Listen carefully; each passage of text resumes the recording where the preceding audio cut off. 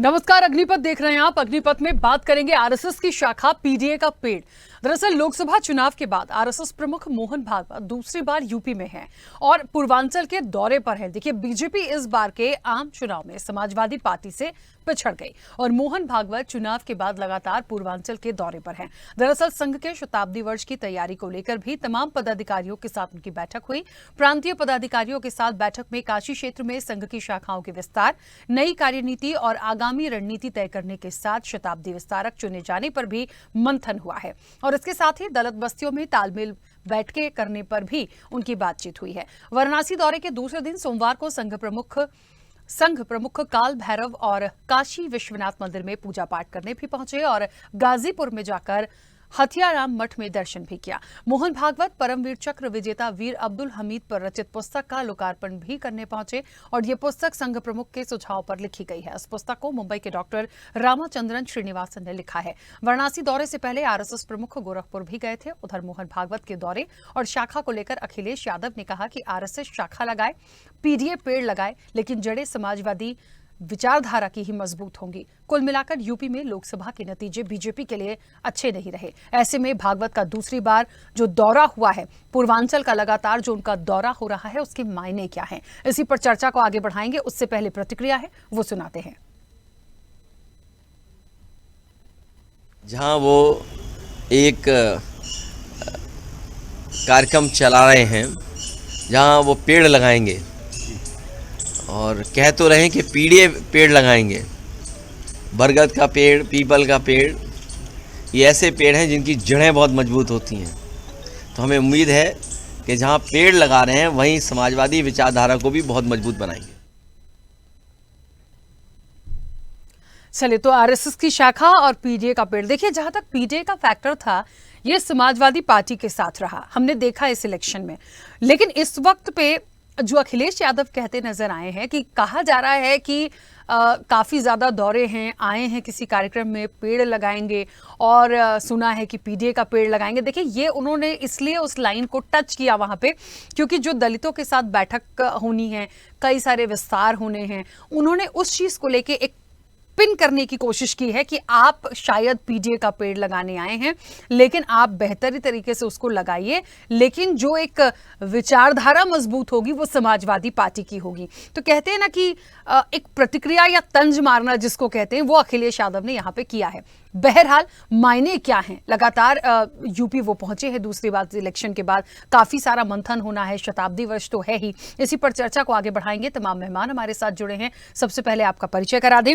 अब से कुछ देर में भारतीय जनता पार्टी का पक्ष रखेंगे शमशी आजाद, स्वागत है उनका, फिलहाल हमारे साथ कनेक्ट नहीं है।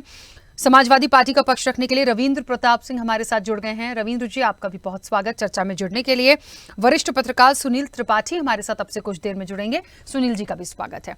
चर्चा की शुरुआत सबसे पहले, क्योंकि अभी दो मेहमान कनेक्ट नहीं है, रविंद्र जी आपसे करना चाहती हूँ।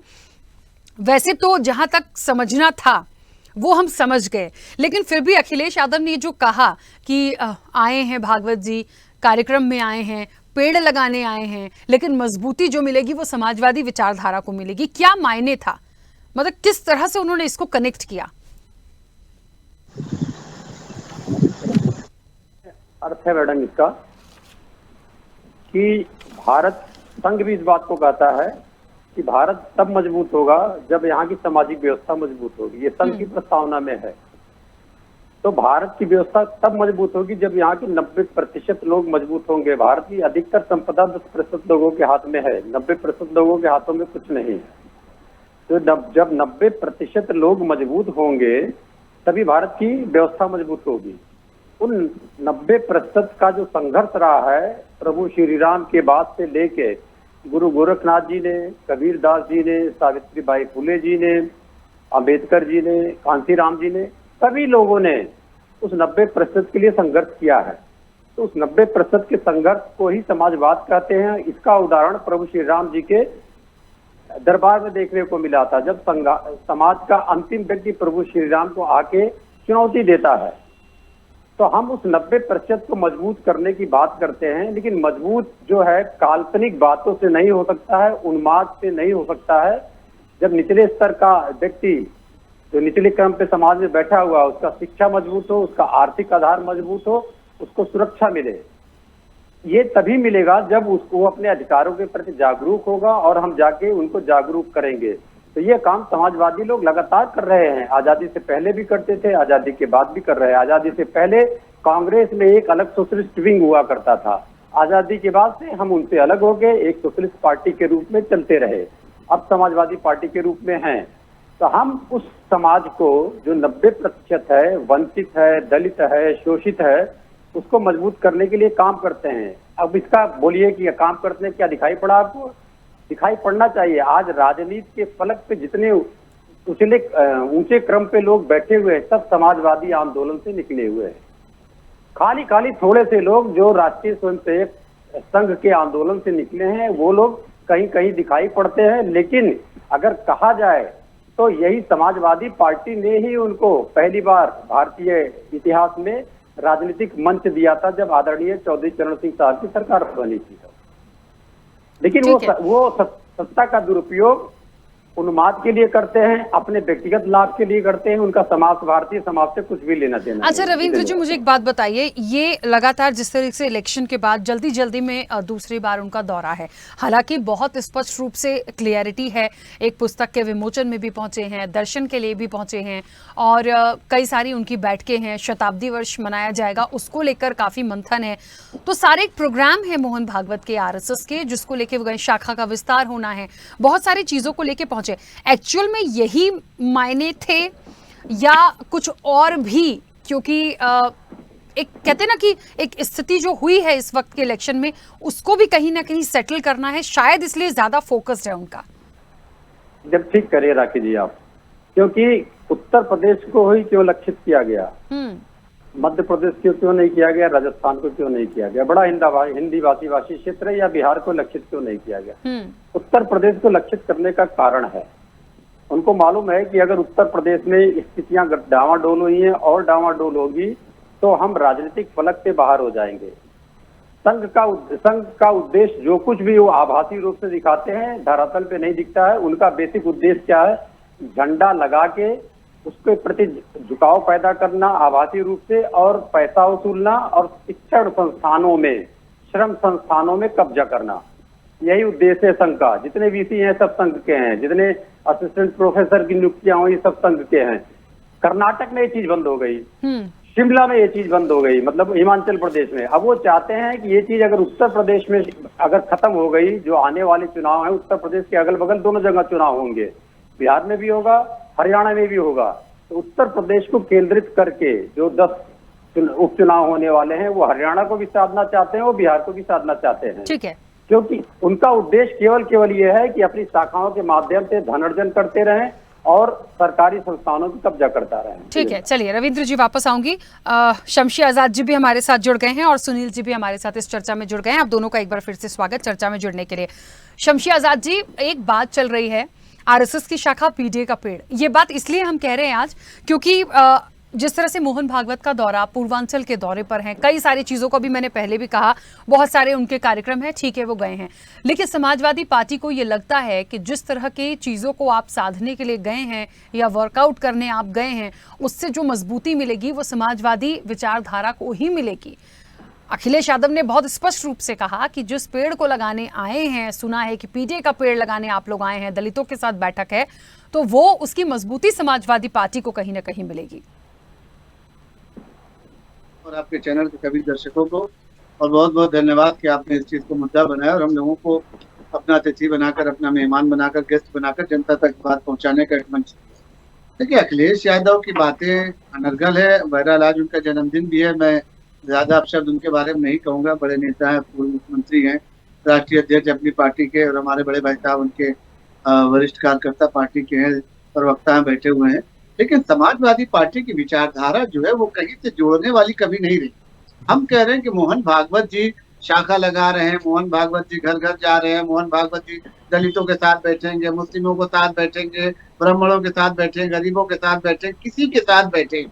आपको इसमें क्या आपत्ति हो सकती है? आप बता दें मैडम कि इनको क्या आपत्ति हो सकती है, इनको क्या नुकसान है? ये कह रहे हैं फायदा हो रहा है, तो भाई हमको हमारा ये कहना है कि अगर हकीकत में ये कह रहे हैं कि इससे समाजवादी पार्टी को फायदा हो रहा है, तो मैं तो यही कहूंगा आपके मंच से, खुले मंच से यही कह रहा हूं कि अपने भी कार्यकर्ताओं को ये शाखा में भेजें, अपने भी कार्यकर्ताओं को आरएसएस का कार्यकर्ता बनाएं, अपने भी जवानों को जो है आरएसएस की शाखा में भेजें। कम से कम देशभक्ति थोड़ा तो सीखे, कम से कम देश के प्रति उनका प्रेम तो जागे, कम से कम विकास की बात उनके समझ में तो आए, कम से कम ये हिंदू मुस्लिम एकता की पाठशाला जो वहां लगती है तो समझ में आए, कम से कम देश को एक जोड़ने वाला सूत्र जो वहां दिया जाता है उसको तो समझ में समाजवादी पार्टी के लोग समझे।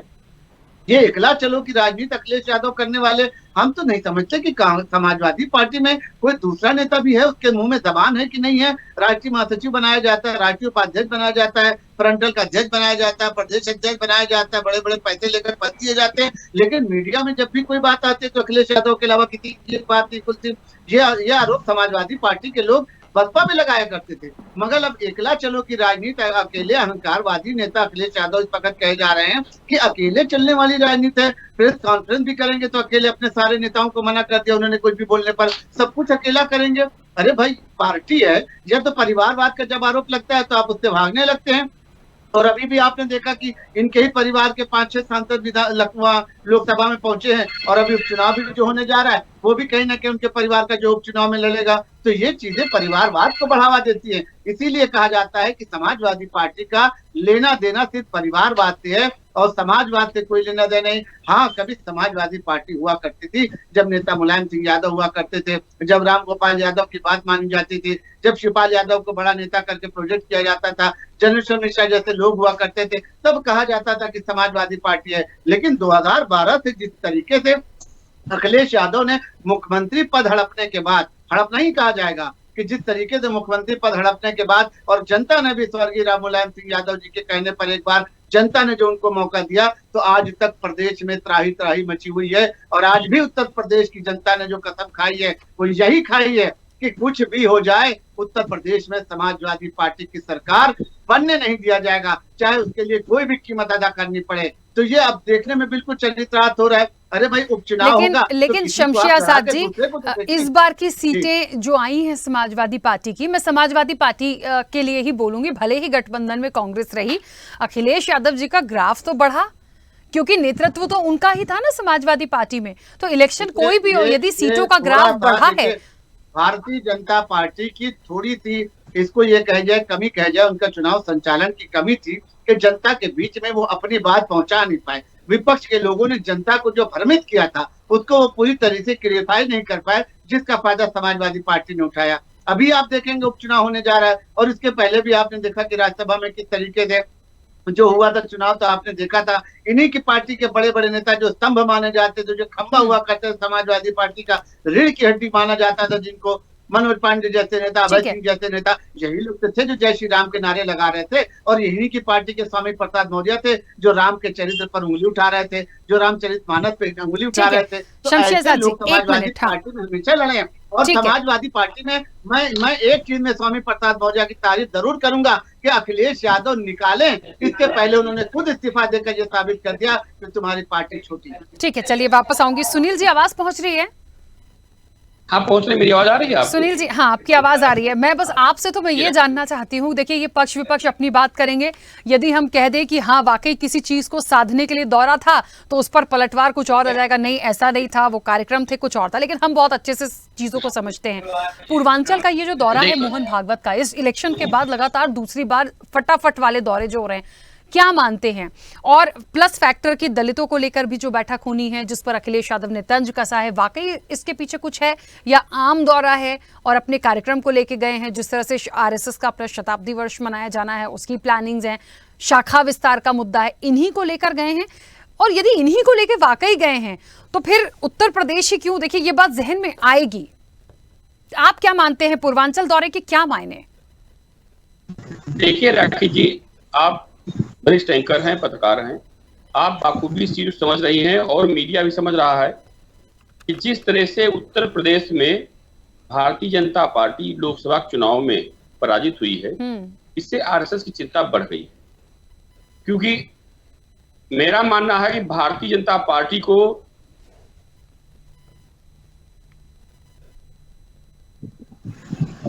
सुनील जी, आवाज नहीं आ रही आपकी?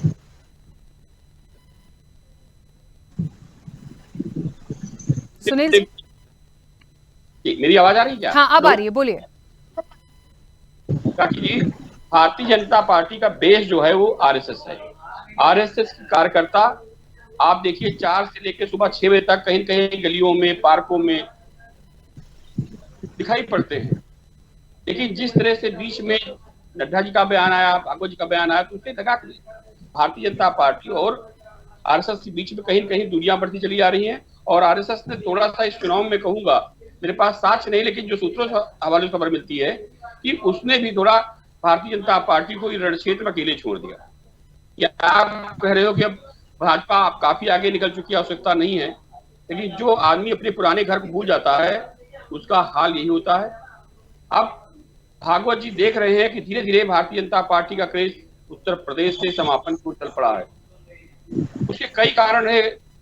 एक तो कार्यकर्ताओं की उपेक्षा, विधायकों की उपेक्षा, नौकरशाहों की जय, और आज भी आपने देखा कि माननीय मुख्यमंत्री जी का कुछ व्यक्तिगत मोह ब्यूरोक्रेट से भंग नहीं हो रहा है। मैं निवेदन साथ देना चाह रहा हूं कि नवनीत सहगल जी का मोह अखिलेश जी को हाशिए पे ले आया, और आदरणीय मनोज सिंह जी का मोह योगी जी को भी हाशिए पे ले आएगा।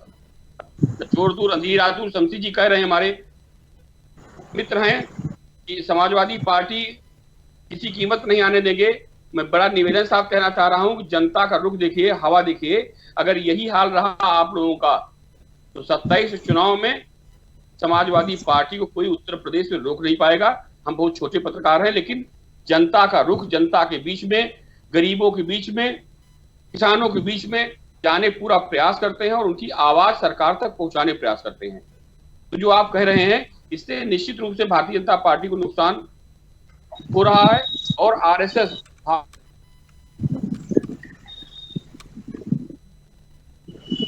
सुनील जी आवाज काफी कट रही है सर। हाँ बोलिए। आपको नेटवर्क प्रॉब्लम इधर हो रही है, इसलिए कट रही है। देखिए भागवत जी, कभी भी आप देखिए, हिंदू, मुसलमान, सिख, ईसाई, इस पे राजनीति नहीं करते हैं। उनके जो भी बयान आए एक राष्ट्र के लिए और राष्ट्र के निर्माण में हर वर्ग के लोगों का सहयोग रहता है, वो चाहे हिंदू हो, चाहे मुसलमान, चाहे सिख, चाहे ईसाई हो। उन्होंने कभी दलितों के लिए भी व्यक्तिगत बात नहीं की, दलितों के उत्थान के लिए, दलितों को जोड़ने के लिए पूरा प्रयास किया आरएसएस ने। लेकिन इस बार जो राखी जी चुनाव हुआ उसमें निश्चित रूप से दलित वर्ग भी, मायावती जी का जो कोर वोटर था वो भी कांग्रेस और समाजवादी पार्टी तरफ रुख कर लिया। अब वो जो भी राजनीतिक कारण है, जैसे आरक्षण जा रहा है, मेरा तो मानना कि आरक्षण के नाम पर भी थोड़ा सा लोगों लगा कि मेरा आरक्षण चला जाएगा, इस पे भी दलित वर्ग कटा। और दलित वर्ग बेसिक जो वोटर था वो कांग्रेस से था, कुछ कांग्रेस तरफ गया, कुछ समाजवादी पार्टी तरफ गया। इस वोटर को जोड़ने के लिए भागवत जी भी सोच रहे होंगे, कम से कम हम कैंपेन करें, लोगों के साथ उठे बैठे, तो हमारा जो वोट बैंक वापस हुआ है वो फिर हमारे वहां वापस हो जाए। मैं राखी जी बहुत निवेदन साथ कहना चाह रहा हूं कि आरएसएस के ऐसे कई लोग हमारे जानने वाले हैं जिनका चिंतन, मंथन, लेखन तीनों कार्य नित्य चलते रहते हैं। तो जो बेस है इन लोगों का, चिंतन, मंथन, लेखन, उसके आधार पर अगर कहीं भी आरएसएस से कोई वर्ग अलग होता है तो उसको जोड़ने का आरएसएस पूरा प्रयास करती है। मैं बड़ा एक निवेदन साथ आपको याद दिलाना चाहूंगा कि जिस समय इंदिरा जी की हत्या हुई थी, यही आरएसएस कांग्रेस के साथ भी दिखाई पड़ा था। आरपीसी जी पुराने नेता है, पूछिए मैं गलत कह रहा हूं कि सही कह रहा हूं। तो अब आरएसएस पर लोग आरोप बहुत लगाए कि ये आतंकवादी संगठन है, लेकिन इस बार आपने देखा है भागवत जी के और नड्डा जी के बयान के बीच में विपक्ष ने भी आरएसएस की सराहना की। मैं कई चैनलों पर प्रवक्ताओं साथ बैठा, मैंने देखा। तो अब जो स्थिति इस उत्तर प्रदेश में पैदा हो रही है, उस स्थिति को संभालने के लिए भागवत जी ने एकदम कोर कसर कस ली है।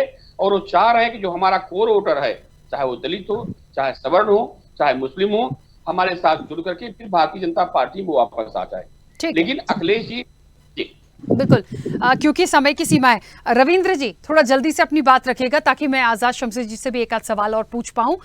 एक छोटी सी बात आपसे जानना चाहती हूं। देखिए तैयारियां 27 के लिए सबको करनी है, पक्ष विपक्ष हैं। महत्वपूर्ण यह है कि अभी से जो जमावट की जा रही है, जो कोशिश की जा रही है, इसको कहते हैं तैयारी। अब भले उसको बीजेपी माने या ना माने कि मोहन भागवत जी क्यों गए हैं, नहीं गए हैं, वो सारी चीजें समझ में आती हैं, लेकिन समाजवादी पार्टी के लिए जो बीजेपी का कॉन्फिडेंस है कि कम से कम उत्तर प्रदेश में सरकार तो आपकी कभी नहीं बनेगी, तो ठीक है, हम उस चीज को भी साइड में रखें। लेकिन महत्वपूर्ण यह है कि लोकसभा के नतीजे के बाद ऐसा तो नहीं है कि ओवर कॉन्फिडेंस में आ जाएं अखिलेश यादव। कहा जाता है किसी की सुनते नहीं है, एकदम घमंड और गुरूर आ जाता है, तो फिर यदि ऐसा आ गया होगा तो फिर दिक्कत हो जाएगी 27 में। आप समझ रहे हैं मैं क्या कह रही हूं? ये जो भारतीय जनता पार्टी का प्रोपेगेंडा सेल है, आप किसी अपने मित्र को भेज दीजिएगा, सॉरी संवाददाता को भेज दीजिएगा, ये सारी बातें स्पष्ट हो जाएंगी। जो समाजवादी आंदोलन आगे बढ़ा है, अखिलेश जी उसको और अच्छा बढ़ा सकते हैं, क्योंकि अखिलेश जी खाली भारत में ही नहीं, सबसे पहले मिलिट्री स्कूल के पढ़े हुए हैं, इंजीनियरिंग पढ़े हुए हैं, फिर ऑस्ट्रेलिया से पर्यावरण पढ़े हुए, का शिक्षा ग्रहण किया, फिर मुख्यमंत्री रहे हुए, तो अच्छे से आंदोलन बढ़ सकते हैं। एक चीज मैं खाली ऐड करके खत्म कर दूंगा, जो आरएसएस के मोहन भागवत जी आए हैं, 3 इवेंट कर रहे हैं, वो दलित, मुसलमान और सेना का। सवाल ये है कि आरएसएस और बीजेपी में कितने दलित हैं, कितने मुसलमान हैं, और सेना का अगर वो इवेंट करने आ रहे हैं वीर अब्दुल हमीद के यहाँ, तो अग्निवीर पे क्यों नहीं बोला उन्होंने, मणिपुर पर क्यों नहीं बोला, रेजांगला पे क्यों नहीं बोला? तो इसको भारतीय जनता पार्टी के प्रवक्ता को अगर सही उत्तर हो तो दे देना चाहिए। ठीक है, आजाद समझी जी अपनी बात रखिएगा जल्दी से। मैं यही कहना चाहूंगा कि देखिए, अभी समाजवादी पार्टी को भी बहुत मजबूत होना पड़ेगा उत्तर प्रदेश में। एयर कंडीशन छोड़कर सड़कों पर उतरना पड़ेगा। सर भारतीय जनता पार्टी को भी, जी भारतीय जनता पार्टी को भी समाजवादी पार्टी के साथ मजबूत होना होगा। भारतीय जनता पार्टी ऑलरेडी मजबूत है, भारतीय जनता पार्टी ऑलरेडी मजबूत है। ये तो कहने वाली बात है, तो हंसने वाली बात होगी कि भारतीय जनता पार्टी कमजोर होगी। सीटें थोड़ी सी कम हमारी जरूर आई है, लेकिन फिर भी हम सत्ता में हैं, हुकूमत में, केंद्र में है, उत्तर प्रदेश में है। उत्तर प्रदेश में भी अगर आप देखेंगे तो एमएलसी की सीटों पर अगर करें तो कहीं नहीं आपको दिखाई देगी, राज्यसभा की सीटों पर करें तो समाजवादी पार्टी कहीं भाजपा के मुकाबले नहीं दिखेगी। लोकसभा में इस बार थोड़ा सा उलटफेर हो गया, वो हमारी गलतियों की वजह से। हम उन्हीं गलतियों को पूरा करने के लिए कि दोबारा से ऐसा ना हो। जनता का सम्मान, आज भी जनता ने जिस तरीके से हमारे ऊपर विश्वास किया, हम जनता को विश्वास का जो है उनके सम्मान के साथ वापस करेंगे। और जो नीतियां रुकी हुई, शमशी आजाद जी, मुझे आपकी बात सुन के, अदरवाइज मत लीजिएगा, लेकिन मुझे आपकी बात, वो कहते हैं एक बच्चा होता है ना जो जिद्दी होता है, कि मतलब कह दो कि नहीं हमारे 90 मार्क्स आते थे, हमारे 90 नहीं आए, हमारे 50 आए, लेकिन हम मजबूत हैं, हम 90 के बराबर ही अपने आप को मानेंगे, हम कम नहीं मान सकते। तो मुझे आपकी बात से ऐसा लगा। खैर ठीक है, अच्छी बात है, अब वो तो 27 में देखेंगे, लेकिन तैयारियां है ही, नजर तो उत्तर प्रदेश में शुरू से सबकी रही ही है। कुछ कह रहे सुनील जी, जल्दी से अपनी बात रखिए, कुछ कहना चाह रहे थे। चुनाव में देख लीजिएगा, चुनाव होने वाला। हाँ बोलिए सुनील जी। दोहा लिखा, जो सुन समुझ अनीत रत, जागत रहा जो सोए, उपदेश वो जगाई वो तुलसी उचित न होए। मैं शमशी जी के लिए यही कहूंगा कि माननीय मुख्यमंत्री जी को सही तथ्यों से आप अवगत कराइए। वो एक राजा था, उसका शहर चल रहा था, मंत्री पूछा क्या हो रहा है, कहा साहब लोग दिवाली मना रहे हैं, पता चला पूरा चल गया। ये मेरा निवेदन साफ है कि मुख्यमंत्री जी को सही तथ्यों से आप अवगत कराइए। देश की जनता क्या चाह रही, किसानों के साथ क्या हो रहा, गरीबों के साथ क्या हो रहा है। चलिए ठीक है, समय हो गया है, मुझे बीच में रोकना होगा। आप सभी का बहुत शुक्रिया इस चर्चा में जुड़ने के लिए। तो निश्चित तौर पर देखिए, एक बात तो है कि आरएसएस की शाखा और पीडीए का पेड़, वो इसलिए क्योंकि पीडीए के पेड़ लगाने की बात हो रही है। अखिलेश यादव ने जो तंज कसा है, एक बात तो देखिए साफ है कि ये जो लगातार लोकसभा के बाद दूसरी बार उत्तर प्रदेश का दौरा है, कह लीजिए कि पूर्वांचल के ही दौरे पे जो लोकसभा के रिजल्ट आए हैं भारतीय जनता पार्टी के लिए, वो बहुत अच्छे नहीं थे। इसको स्वीकारना होगा, भले ही बीजेपी स्वीकारे या ना स्वीकारे। और आने वाले समय में जब 27 में इलेक्शन होगा, वो जमावट अभी से करनी है। दूसरे स्टेट्स में जाने की जरूरत क्यों नहीं पड़ी? उत्तर प्रदेश में जो हाल बेहाल हुआ भारतीय जनता पार्टी का, वो दूसरी जगह इतना बुरा नहीं था। तो शायद मेहनत यहां सबसे ज्यादा करने की जरूरत है, और इसीलिए मोहन भागवत जो है अभी से उस प्रयास में जुटे हैं, भले ही इसे अब किसी छुपाने की कोशिश की जाए। देखते हैं कितना सफल होता है। चर्चा में इतना ही, बने रहिए स्वदेश न्यूज के साथ। सबसे पहले देश।